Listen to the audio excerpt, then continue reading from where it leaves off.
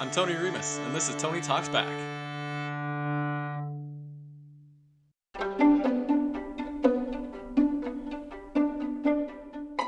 What do you know? If you're a normal, well-adjusted human being, I'm sure you think you know a good number of things. What you learned in school, what you learned at work, what seems so obvious to you on a daily basis. The sky is blue. Rain is wet. Puppies are adorable. There's a great mystery that comes from asking too many questions. Children do this all the time. Adults, by and large, lose their sense of wonder in the process of growing up. But children will ask why until you can't give an answer. Why do fish live in the water? Because they have gills, which let them breathe water. Oh, why do fish have gills? Because fish adapted gills over long periods of time. But why did fish adapt? Because life adapts to survive. Why does life survive? Because that's what life does. It exists, so it survives. But why does life exist? And at this point, you really can't give an answer to that little nuisance. The oracle at Delphi in ancient Greece once proclaimed Socrates to be the wisest of men. By most accounts, Socrates was a radical nuisance to dogmatic citizens of Athens, where Socrates lived. Socrates would ask questions that trapped people into arguing for the opposite of what they intended to. We don't know the extent to which stories of Socrates are true, as we don't have any writings from him directly. We know that Socrates was sentenced to death in court by way of drinking poisonous hemlock. The details of the trial of Socrates are laid out in Plato's dialogue, The Apology. Again, the truth of the matter may never be known to us, but we can use Plato as a guide to reach insights into deeper wisdom. The Apology of Socrates is named very on the nose, as Socrates did not apologize for the charges laid against him by the citizens of Athens. Among the charges were denying the existence of gods and corruption of the youth of Athens. Socrates refuted these claims.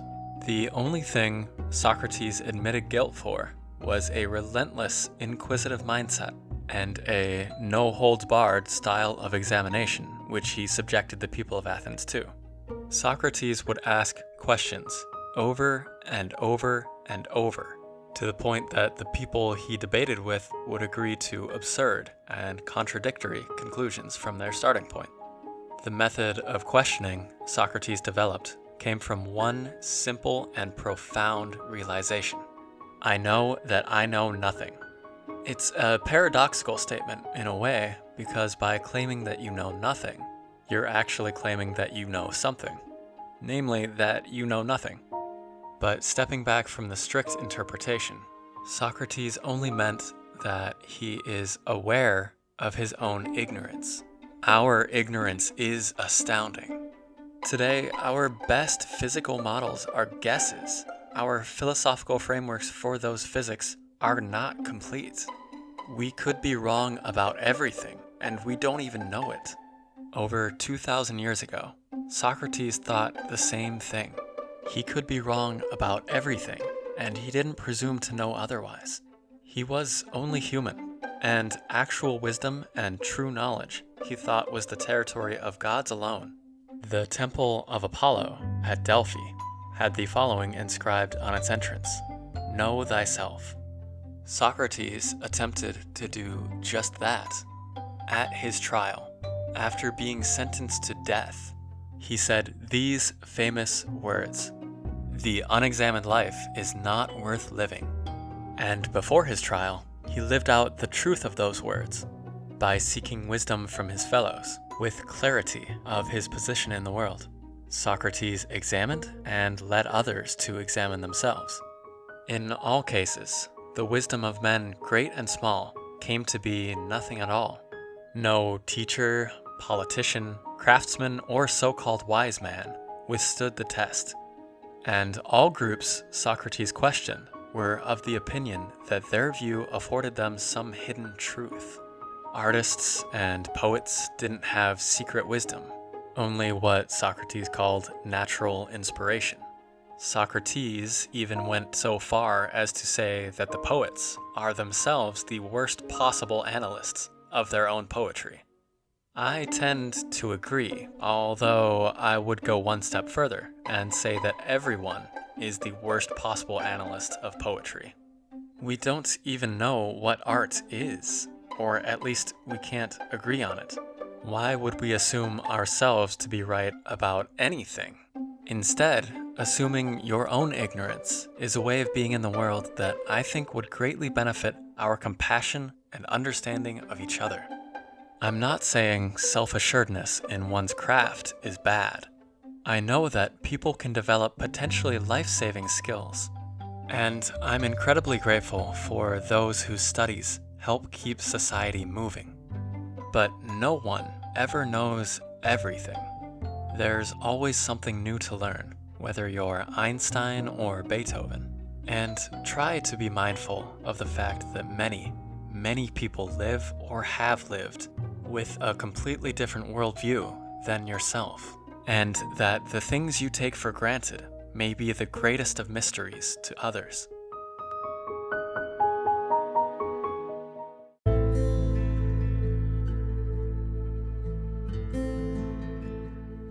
I once had a conversation at a bar with a complete stranger who claimed that humans are much smarter, more intelligent, more rational now than ever before in our thousands of years of history. I disagree with that basic premise. It's true we've made enormous, maybe incomprehensible advances, technologically, scientifically, but do you really think Leonardo da Vinci's consciousness wasn't in some ways exactly like your own? Da Vinci, as a human, was born into a crazy, nonsensical world, and given the tools of his time to work out the mystery of the universe. Rationality in the Renaissance worked just as well as it does now. And for his part, Da Vinci dreamed up some crazy feats of engineering, including apparently a flying machine with flapping wings. It's not that we're smarter than Da Vinci. We can't fault his reasoning when he didn't have the Wright brothers or Wikipedia to use as references. Our baseline of knowledge is just simply higher. We are standing, as Isaac Newton proclaimed, on the shoulders of giants. Another of Socrates' arguments was that humans never do harmful things intentionally. He provided this as one of his defenses at his trial, which unfortunately did not convince the citizens of Athens. It's one of the more controversial arguments to come from Socrates, but I think it can apply to thinking about rationality as well. The argument goes like this: we, meaning I, never act in a way that is out of order with fundamental rationality. We believe that such and such an action will produce such and such a consequence, and we always follow the approach that we think will produce our desired outcomes. And we never have the desire to do anything that produces harm to ourselves. Therefore, if someone produces something harmful in their life, to themselves or to others, it is a case of either a misguided belief or misguided desire.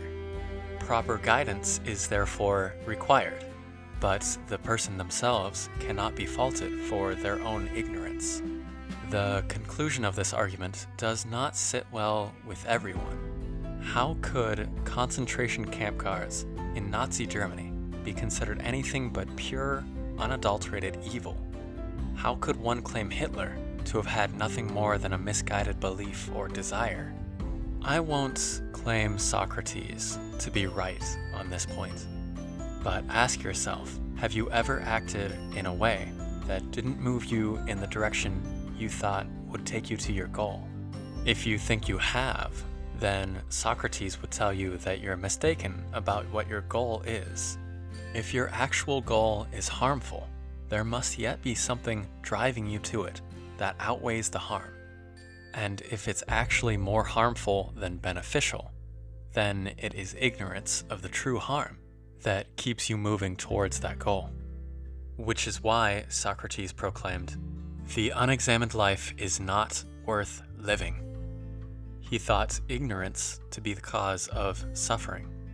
If your actions are hurting another, think about the goals you're striving for. Your actual goals. There's no need to deceive yourself with pleasantries. Are your goals to intentionally hurt another? Likely not. And even if they are, that harm is only ignorance on your part. If you truly knew the pain you caused, you simply wouldn't do it. We're trapped in these bodies of ours with only our own subjective conscious experience. But if we were capable of experiencing the world as the people we've harmed, there would be no goal left in our mind to harm others. We would be those others. In any case, ignorance is still our problem. Consciousness is the most perplexing mystery in the universe, as far as I can tell, and it should be no surprise that we are utterly ignorant of its inner workings. The best we can do is as Jesus said, "Do unto others as you would have them do unto you." Would you want someone as a companion who is utterly blind to any point of view beside their own? Is it fun to be in the company of people who never question their own assumptions, who you will never be able to engage in debate with because they assume they're right about everything? If that's not the kind of friendship you're looking for, then perhaps try not to be that person in your own relationships. I know it's hard, impossible even, but try as best you can to get inside the minds of the people you engage with. If they've been dead for 2,000 years and you'd like to avoid intellectual snobbery, don't imagine yourself as smarter than they were. They stubbed their toes, they had eyelashes fall in their eyes, and they had lives, and minds, and pain, and sorrow, and happiness, and reason. And they were human, as much as we are today. I'm Tony Remis, and this has been Tony Talks Back. Hey friends, hope you enjoyed the episode. Feel free to leave a comment or review wherever you're listening. I'd love to hear from you on social media or elsewhere. Hit me with your best shot.